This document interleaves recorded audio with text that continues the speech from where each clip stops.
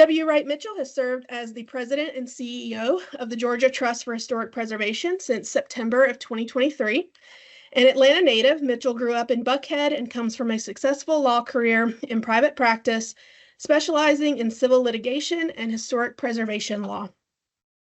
In 2005, Mitchell founded the Buckhead Heritage Society and served as its volunteer president for 10 years. Under his leadership, Buckhead Heritage implemented numerous historic preservation programs and received the Excellence in Rehabilitation Award from the Georgia Trust in 2009 for the restoration of Harmony Grove Cemetery. Buckhead Heritage also brokered the deal with the City of Atlanta that allowed for the Randolph-Lucas-Jones House, the Georgia Trust 2020 Excellence in Rehabilitation Award recipient, to be relocated from Buckhead to Ansley Park. While involved with Buckhead Heritage, Mitchell continued to practice law and opened his own practice, where he litigated historic preservation cases and advised neighborhoods and homeowners on a variety of historic preservation-related topics. Mitchell is a graduate of the Lovett School in Atlanta and holds a bachelor's degree from the University of South Carolina and a law degree from Emory University. Mitchell previously served on the Georgia Trust Board of Trustees from 2006 to 2012 and held several officer roles, including vice chairman. Wright currently serves as an emeritus board member of Buckhead Heritage and is a member of the Lovett School Board of Trustees. Everyone, please help me in welcoming W. Wright Mitchell to the Georgia Archives.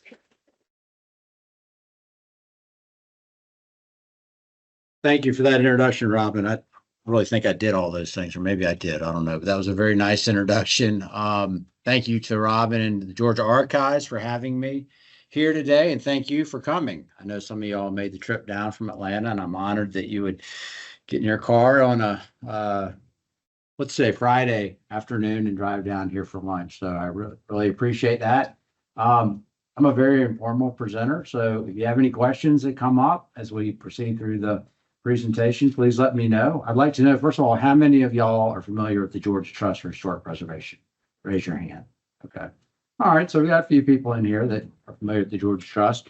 The Georgia Trust works for the preservation and revitalization of Georgia's diverse historic resources, and we advocate for their appreciation, protection, and use. That's our formal mission. I was required to memorize that in my first week, so I've been practicing that over and over and over and over. And I've stumbled over it many times, but I think I've got it down now.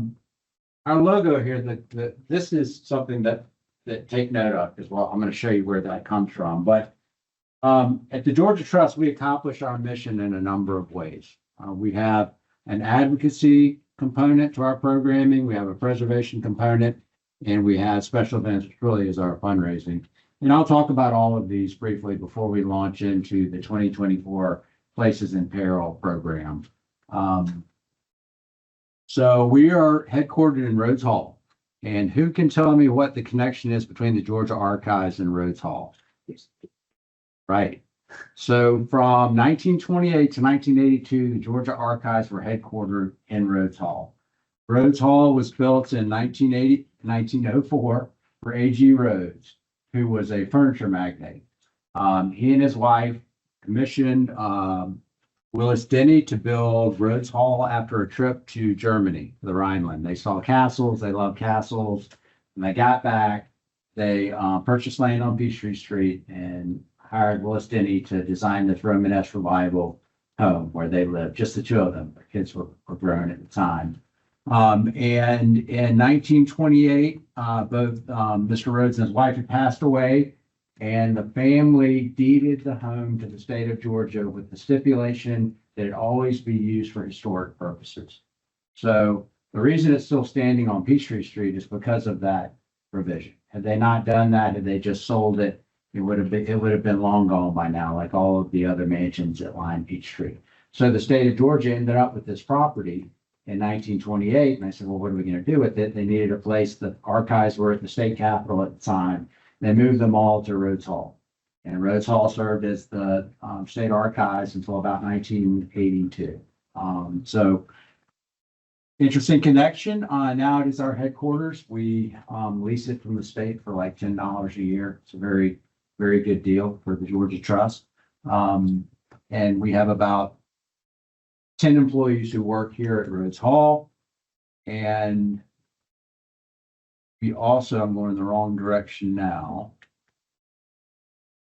We also own the Hay House in Macon, Georgia. This was deeded to us back in about 1972, along with $100,000. And it is a magnificent Italianate mansion that rivals any house museums in the state of Georgia. And if you've never been to the Hay House, it is worth a trip. It is worth a day trip. Get in the car, go to Macon, check out the Hay House. Our logo is the cupola on the Hay House.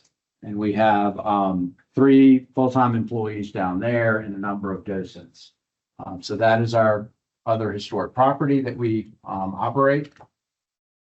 We also have a legislative advocacy arm, and Georgia has a historic tax credit program.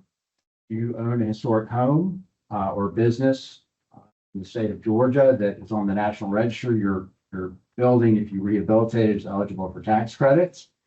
This year, every 5 years, the program sunsets. So it has to be renewed every 5 years. This was a sunset year, so we had to hire lobbyists and do a lot of legislative advocacy down at the Capitol, testifying before committees to make sure that the tax credit program was renewed. We were successful. This is the bill signing ceremony with Governor Kemp and his wife, along with all of the folks who participated in that effort. So that's one of our, it's not one of the sexier things that we do and one of the things that people get excited about, but it's very important because without the historic tax credits, really revitalization of historic resources in Georgia wouldn't be possible in many instances. Places in Peril is probably our best known program, and every year we highlight 10 of the most endangered sites in Georgia. These are usually come to us via nomination from across the state. Sometimes we self-nominate a site if we know about one that doesn't have any stakeholders that are advocating for its protection. The Fairview School in Cave Spring, which is up near Rome, is a very good example of how the Places in Peril program should work in theory. This was brought to our attention by a group of Cave Spring residents. It was an African-American schoolhouse that, as you can see, was in a very precarious position.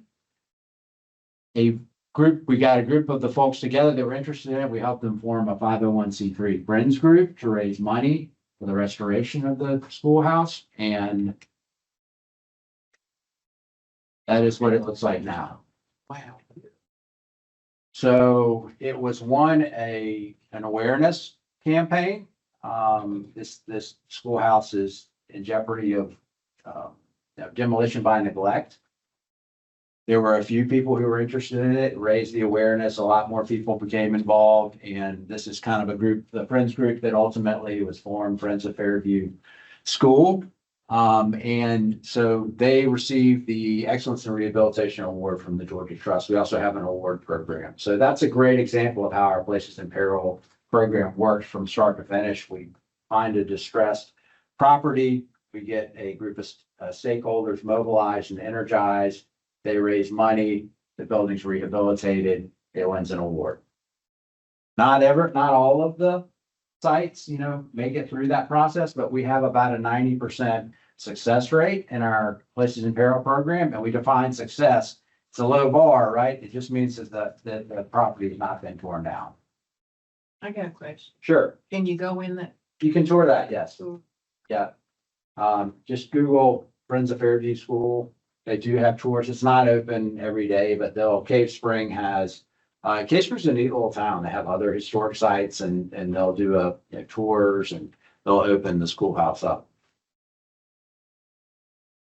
We also have a heritage education program where we, for example, African-American program focuses on helping African-American historic sites obtain federal funding. The National Park Service has a number of programs that provide funding to African-American sites, whether it be historic Black colleges, whether it be, we have a site right now in Warm Springs, the Eleanor Roosevelt School, which is a Rosenwald school that's being rehabilitated with National Park Service funds. So we got a grant for $750,000 to help the Roosevelt School rehabilitate, and it's going to be kind of the owners now are horticulturalists, and it's going to be a learning school for kids about horticulture.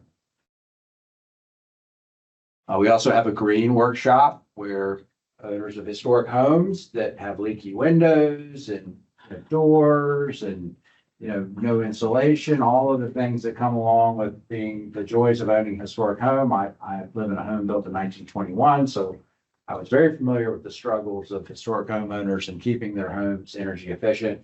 So you can come and take our class. It's a green workshop.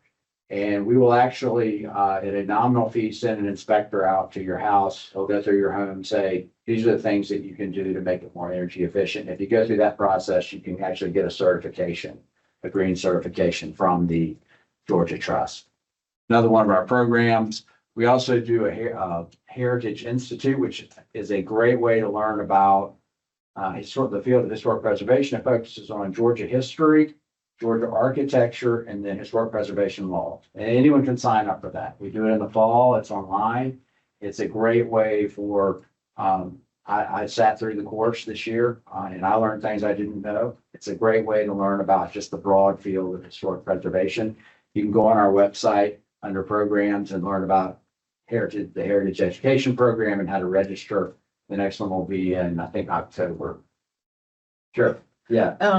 How old does a house or structure have to be determined to be historic? So under the Secretary of Interior guidelines, it has to be 50 years or older to be eligible for the National Register of Historic Places. Just to be clear, a site doesn't have to be on the National Register to be on our places in peril, but it does have to be older than 50 years, and it has to have some historic significance beyond the fact it's simply 50 years old.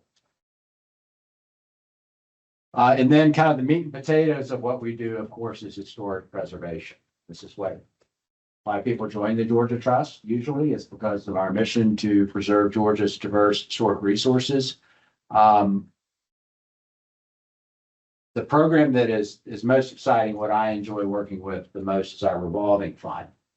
So the revolving fund works this way.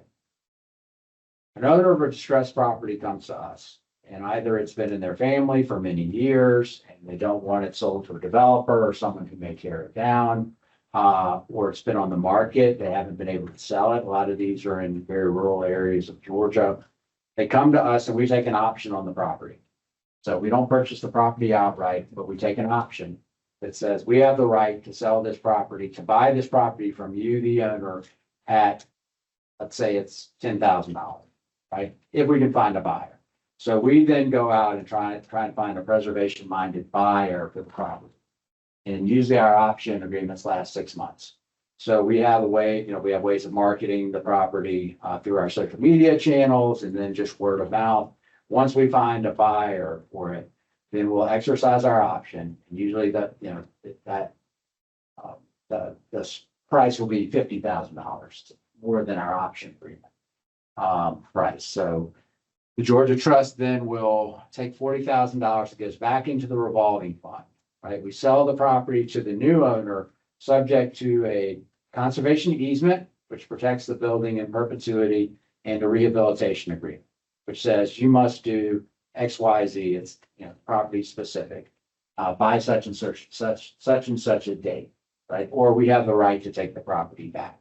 So this house, the Kelroy House in Madison, came into our revolving fund. I don't remember what the option price on it was, but we found a buyer, sold it to the buyer, subject to the rehab agreement and the preservation agreement, and that's what it looks like now.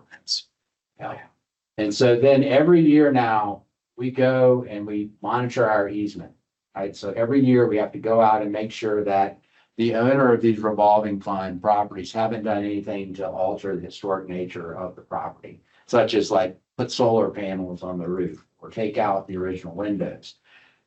We do work with homeowners. So if they want to do something, they can come to us and say, we'd like to make, whatever, we'd like to put a carriage house in the back or something along those lines. Then we kind of work through the guidelines with them, and either we approve it or deny it, or we help them come up with new plans. But we have a monitoring program. Every year we are required by our IRS regulations to go out and monitor all of our easements. So that's the revolving fund model, where we take an option on a home, right? And then we find a buyer and we sell it to the buyer, subject to a rehab agreement and a preservation easement. Another way that we end up with an easement on a home is the owner of the home will come to us and say, we would like an easement on our property because either they want the tax write-off or they simply want to preserve the property in perpetuity because of, you know, their family connection to the property. The Cochran Davenport farmstead in Dial, Georgia, which is up in North Georgia, is a good example. This farmstead had been in the family since the mid 1800s. And the matriarch was nearing the end of her life, and she did not want the property to be sold and split up and subdivided. So she came to us and said, I would like to put a preservation easement on this property. So we now hold a preservation easement on this farmstead in Dial. We charge a fee for that, obviously, for our staff time, and then the time it takes now for us to continue to monitor that property on an ongoing basis. So that's, you know, we have 83 easement properties. Either they're revolving fund properties, they're now owned privately, or they're properties where the owner came to us and said, I would like an easement on my property. So we have 83 of those across the state of Georgia. We also, of course, have to raise money to operate. So we do that through membership and special events. And the best thing about the Georgia Trust for members are our rambles. So rambles go to 2 towns a year in Georgia, and a wide variety of homes and public buildings open up their doors. So when people ask me, if someone moved to Georgia and said, I want to learn about Georgia, absolutely without bias would say, you need to join the Georgia Trust and you need to start going on the rambles and our expeditions, because you will see at least 2 Georgia towns a year in a way that you would never be able to see it in any other capacity. So we had one in Madison. Our last ramble was in Athens. We had 500 people. In Madison, we had 750 people. We have usually about 50 sites on the rambles. It's a 3-day event, starts on Friday, Saturday, Sunday. So definitely, you know, join the Georgia Trust, go on the rambles. We also do 1-day expeditions. Our next expedition is to Eatonton, Georgia on August 17th. Should be nice and cool in Eatonton. But it's a wonderful way to meet fellow members and just get to know Georgia as a state. I have a question. Sure. How much does it cost?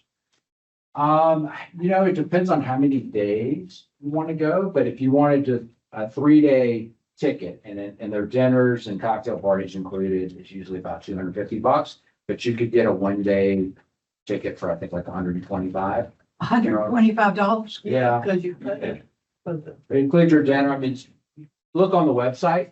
My pricing may not be exactly right, but look on the website and it'll tell you how much it is. So our fall ramble is going to be in Americus, October 11th to 13th.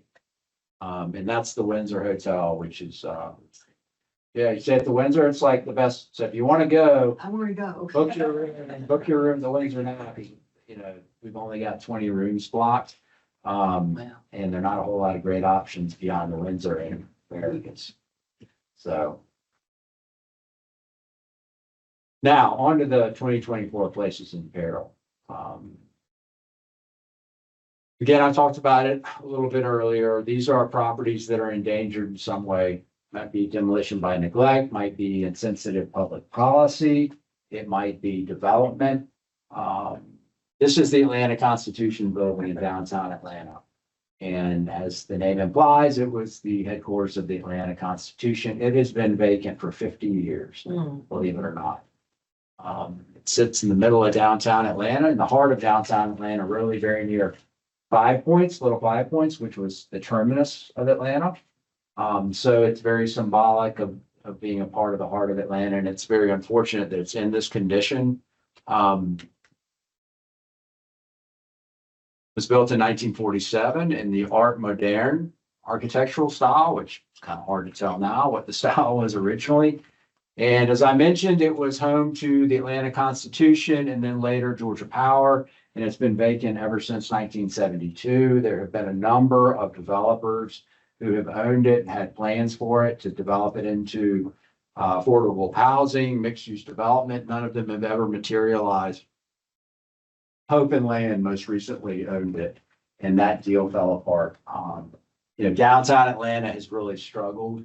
The South Downtown area that Newport was a German development company owned, which is a little bit south of here. That company folded up its tent, went back to Germany, but it's now owned by an Atlanta group, David Cummings, John Birdsong, and I think that they'll have a better. It needs a local developer. A German company just really trying to navigate city of Atlanta politics with people from Germany. I'm sure it was maddening. So I think it's in the right hands now, the South Downtown area. So what hopefully happens is, you get a development like South Downtown that revitalizes, and then developers come in and they say, okay, now we see the Constitution building. This is an opportunity for us. It's a successful, development right next door. People can walk to their shops. There's, condominiums, whatever it may be. That's what it's going to take probably for the Constitution building is the success of the South Downtown development. The Broad Avenue Elementary School in Albany, Dougherty County. So this was built in the 1930s. The Dougherty County Schools obtained ownership of it in 1963, and it served as a school until 2005. It's been vacant ever since. It's owned by a local nonprofit, Sowega Rising. They want to turn it into a rural innovation center. So this is a property that came to us because Sowega Rising needs the funds to rehabilitate the property and haven't been able to raise them on their own. So they wanted the awareness of the need. And we put it out again through our social media channels, and it gets local publicity, and it's just an effort to help Sowega Rising raise the funds to turn this school building put it back into use. Cedar Grove in Martinez, which is over near Augusta, built in 1851. It was the first integrated. So a lot of this house on the Civil War, like a lot of these homes became a church or some sort of community use. It was the first integrated kindergarten. Again, it's got mold issues, high maintenance costs, and the congregation is dwindling. So, again, it's a situation where the congregation needs funds to maintain the home and maintain the house, which they use for worship purposes. Another churches come up quite frequently. So, what happens with communities in Georgia is, when the community dwindles, the congregation dwindles, and there's, these churches are just left basically abandoned. There's a great organization called Rural Churches of Georgia that some of y'all may be familiar with, and they actually they have a great book. It's about all of these churches all over Georgia, basically that are vacant, abandoned, and in need of assistance. This is another one in Thomasville, Church of the Good Shepherd. So this was a very kind of typical African-American church / school, built in 1894. African-Americans, at that time really didn't have their own school system. So they would worship and go to church in the same building. So again, demographic shifts, neighborhood disinvestment, dwindling congregation. And, so what ultimately they're hoping would happen with this is that, a local nonprofit or something would take it over and, rehabilitate it and use it as their headquarters. Another example of a group coming to us that really want funds to help maintain the building. Yet another church in Darien. Darien is, Southeast Georgia. right, was laid out according to the Oglethorpe plan. It's one of Georgia's more historic cities, kind of in the colonial corridor down there near Savannah. And It's also in McIntosh County. And if y'all have ever read Praying for Sheetrock by Melissa Fay Green, which is an excellent book if you want to understand coastal Georgia. And we're going to talk about another McIntosh County property. McIntosh County was basically run by a high sheriff named Tom Popple for many years. He controlled the county. He controlled the voting blocks and very much oppressed the African American population without them realizing they were being oppressed. So it was one of those situations where he did many things for the African American community. He was always, giving them what the craziest story is when there would be like truck wrecks on 17 used to run through Darien. So anyone coming from up north down to Florida would have to come through Darien. So there were clip joints, right, where you could stop off and gamble. But all the gambling was rigged, right? There were, places of ill repute, liquor, bars. But when trucks would wreck, Tom Popple, they would take the driver to the hospital and the sheriff would call the local, African-American contacts and say, hey, there's a truck full of whatever, shoes, clothes, have at it. So they would go and they would just take the shoes and the clothes and that went on for years. And so there was this great allegiance to Tom Popple, the sheriff, that kept the African Americans, but they didn't get anything. Like they never had a seat on the county commission, right? They had no representation, but they felt like, well, Tom's got our back because he lets us have all these clothes that we run these kind of illicit, clip joints. But anyway, I digress. McIntosh County is a fascinating study on coastal Georgia, and Praying for Sheetrock and read it. It's a fantastic book. And a lot of what we're going to talk about in a minute on Sapelo Island is just classic McIntosh County political dysfunction. But this is another church in Darien, African-American church, just sad state of affairs, tree fell through the roof. City of Darien issued a demolition permit. And, this one, unfortunately, I think is in danger of being lost, just given its condition, and the politics in McIntosh County. So Hog Hummock, McIntosh County on Sapelo Island, this kind of dovetailing off what we just talked about, classic example of how the county commission is using zoning to try and take land that it wants on Sapelo Island. So Hog Hummock is the last remaining Gullah Geechee indigenous population in Georgia. And when the Reynolds family bought up Sapelo Island to use as their hunting preserve, they kind of rounded up all the Gullah Geechee and congregated them in one community called Hog Hummock, where they've lived since the early 1900s in a series of, as you might imagine, small shacks and things of that nature. McIntosh County has rezoned Hog Hummock to allow basically homes that are double the size of the historic homes that are there now, which is going to raise property values. People are going to come in from the mainland and build vacation homes there. And eventually what it will do is it will create a situation where residents are, if they wanted to stay, unable to afford the property tax, or someone's going to come and make them an offer for their home that they can't refuse. So this is a prime example of how McIntosh County government works. The Southern Poverty Law Center filed a lawsuit against the county commission. So the rezoning has been halted for now. And, but this is an example of an indigenous community that's at threat of being displaced. The last remaining Gullah Geechee community in Georgia is threatened with displacement through insensitive, and I'd go one step further and say intentional, discriminatory zoning policies. So that was one that we really wanted to focus on because it's much broader than just one home, one building. This is an entire community of people. And the Gullah Geechee along the coast, there's a 100-mile corridor of Gullah Geechee, and this has happened on islands all through the Golden Isles and through the Sea Islands where they've been forced out through development like the Fusky Island. I mean, it just goes on and on. Old First Baptist Church in Augusta. This is a very obviously significant church. Willis Denny designed it, and very high architectural style that is on the National Register, and it is in obvious need of significant work.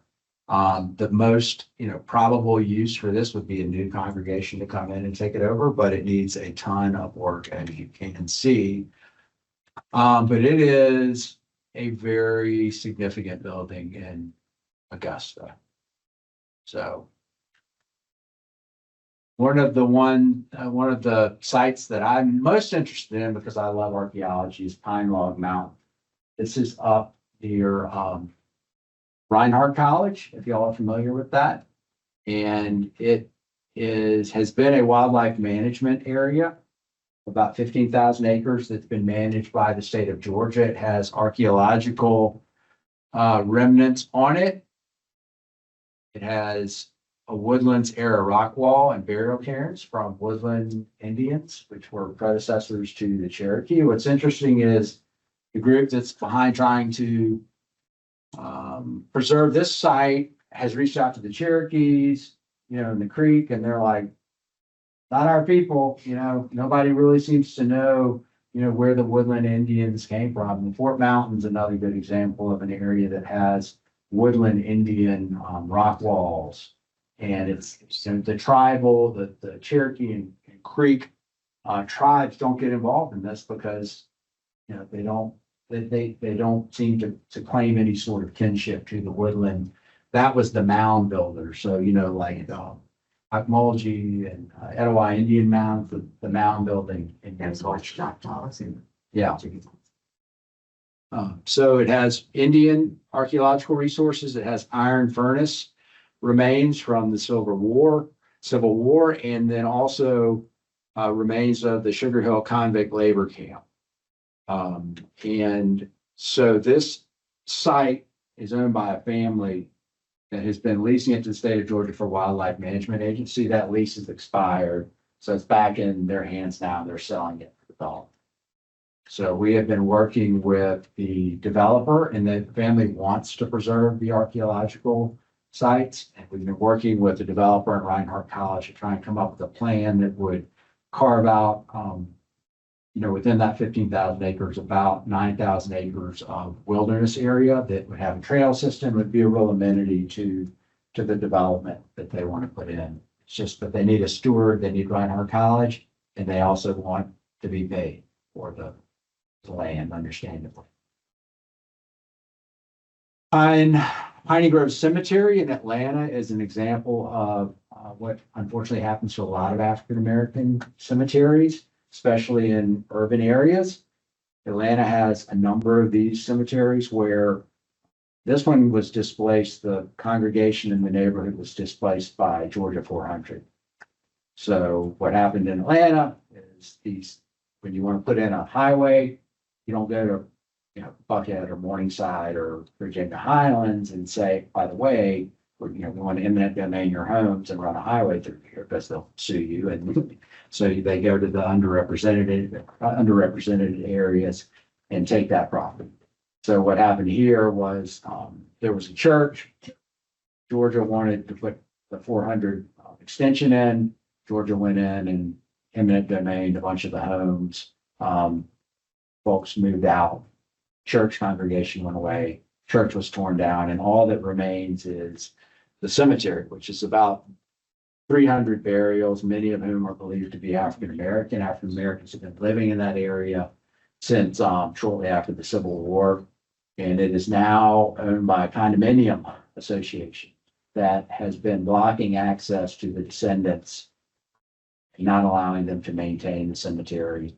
So there is as a result of placing this on our Places in Peril list, the CNN picked up this story and ran a national piece on it, and Jones Day law firm heard about it. They've gotten involved. They filed a lawsuit on behalf of the descendants against the condominium association. So that's an example of how our Places in Peril program works in raises awareness. People who are in a position to help get involved. And there has been a preliminary injunction issued against the condominium association that grants the descendants the right to go in and maintain their family burial plots now. But they need about $100,000 really to do a complete restoration of the cemetery. And they've got a friends group, Friends of Piney Grove Cemetery. They're raising funds. But it's going to take a lot of work to get that cemetery back to, all of the markers for the most part have been knocked over, broken. So trees are down, completely overgrown. Yes. Why do the condo association say it blocked access? Why is it blocking access? They said they didn't want the liability. They felt like if people were in there, someone got hurt, that they would sue the condominium association. They also want a buffer. They want a natural buffer. There's a kind of a strip mall down the hill from there. And they want the buffer. They don't want it cleaned out. They don't want all the vegetation removed.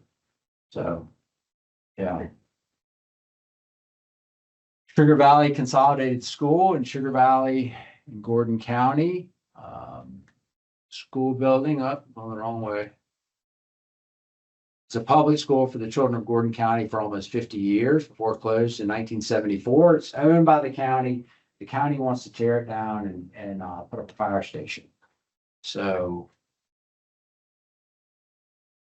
Alumni Association has gotten involved to try and save the school. And again, this is a situation where we're raising awareness, trying to galvanize support for using this school building for something other than, a foundation for a fire station. So that is our 2024 list of places in peril. This is what we do at the Georgia Trust for Historic Preservation. If you're interested in this kind of thing, I encourage you all to visit our website, georgiatrust.org. You can join. We have membership starting at $65. And with your membership, you'll be able to participate in all the rambles, the education programs, and just follow along. We have a newsletter that comes out quarterly. You'll get a weekly headlines and happenings, email update about things that are going on in preservation in the state of Georgia. So that is my presentation. So I know I've said a lot, so now it's your turn to ask me questions. So something Sure. there that about a gala. Yes, we have a preservation gala every year. Yeah, it's our big fundraising event, and it's usually hosted at a historic home in Atlanta. This one we had this year was at a home in Buckhead, near the Top Hat soccer fields. That had been used as an equestrian they had stables on the property, and Buckhead has a strong association with horseback riding. So it was a Kentucky Derby themed party. Yeah. So that's once a year. Sure. Any Yeah. hope at all for the people on Sapelo Island? I followed that story. Yeah. I don't know if you're familiar with the Current. It's an online news source. It's Savannah and surrounding territory. And they covered that story, Yes. and they weaseled around with the meetings that they had. Yes. They had them at inconvenient times, and the people who have the greatest interest, they're like working and they couldn't get to the meeting. Well, they couldn't get the ferry to run. Yeah. They had them trapped so that they just did all kinds of just really awful. Yeah, that's classic McIntosh County politics there. So the county commissioners know when the ferry runs, right? So they scheduled the meetings so the residents on Sapelo couldn't get there in time. That's terrible. Yeah, so that situation, the only way that's going to be resolved is via the lawsuit. So it is, yeah. So the lawsuit basically is grounded in the notion that the zoning laws that McIntosh County has passed and want to put in place are discriminatory. Yeah, but yeah, the county commission is not just going to say, oh, my bad, we changed our minds. Not in McIntosh County, they won't. It's any legislation to kind of protect sort of heritage areas or heritage populations somehow. Well, neighborhoods can be placed on the National Register, but the National Register doesn't give you protection from, like if your home or neighborhood's on the National Register, someone could still tear it down. If they bought your house, they could still tear it down. Local landmark designations have stronger regulations, but Hog Helmet's not locally designated. So there's not any sort of overlay that would protect it.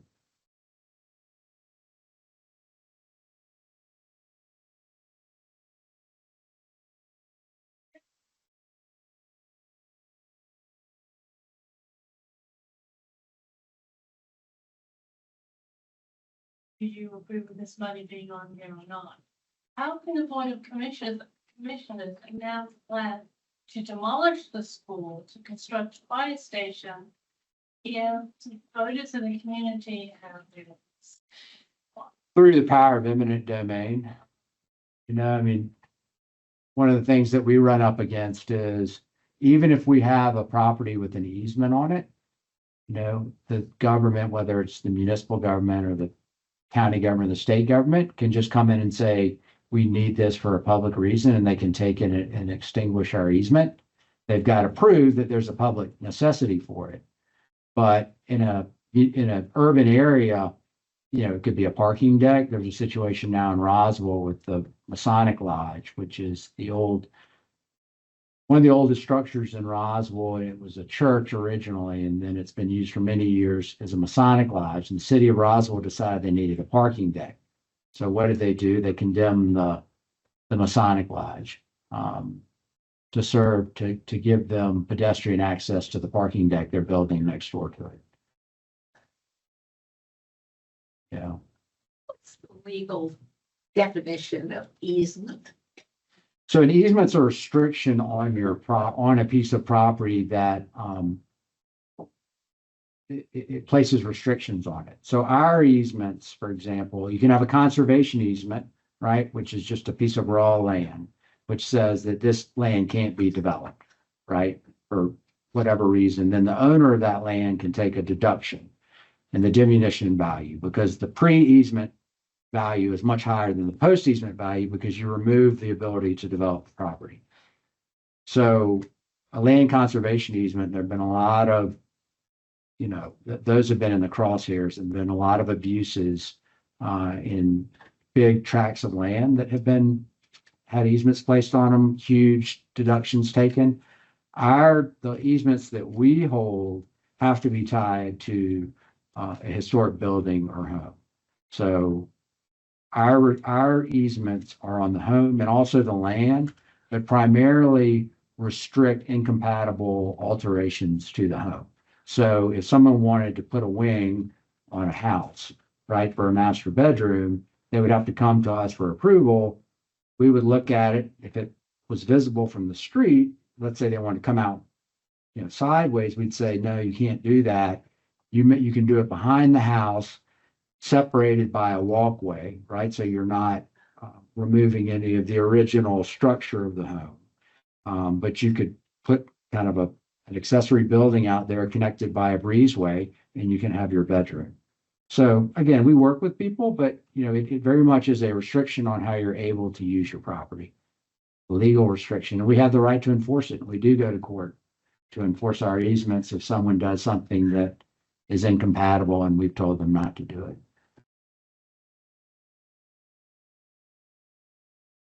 Yes. Yeah, thank you. It must be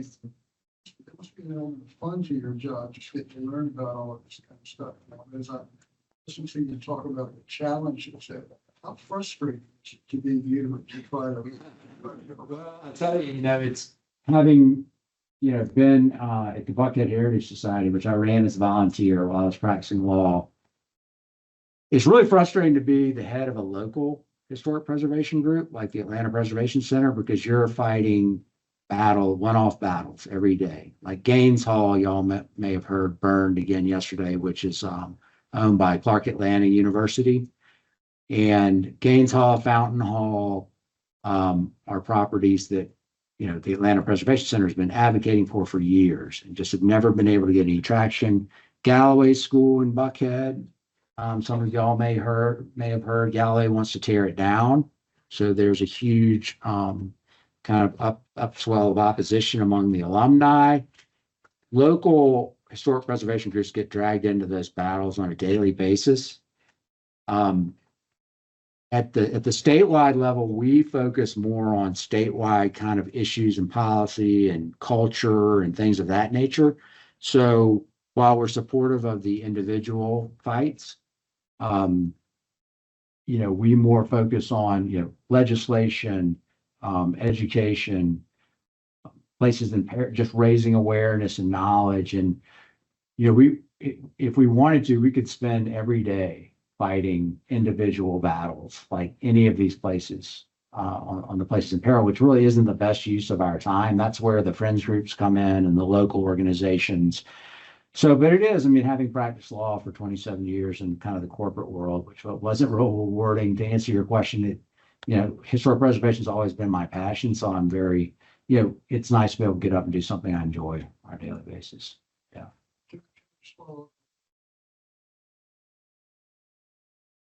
Yeah.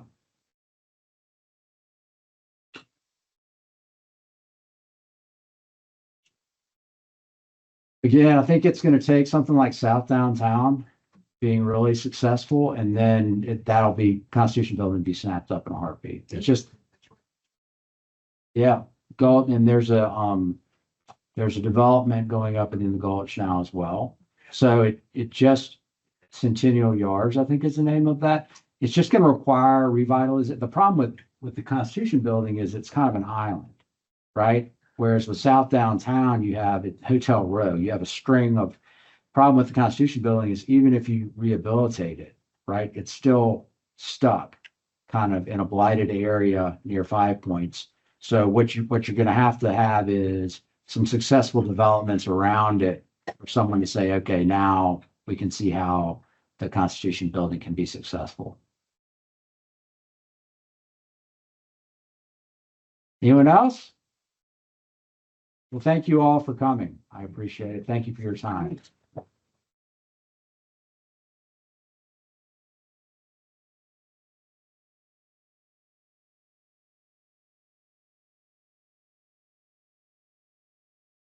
Thank you so much, Wright. Thank you for sharing the mission and the importance of the Georgia Trust for Historic Preservation and the places in peril. So our next Lunch and Learn is on July 12th, and it's called Eatonton, Georgia's Literary Capital. It's going to be given by Melissa Swindell, who is the executive director of the Georgia Writers Museum.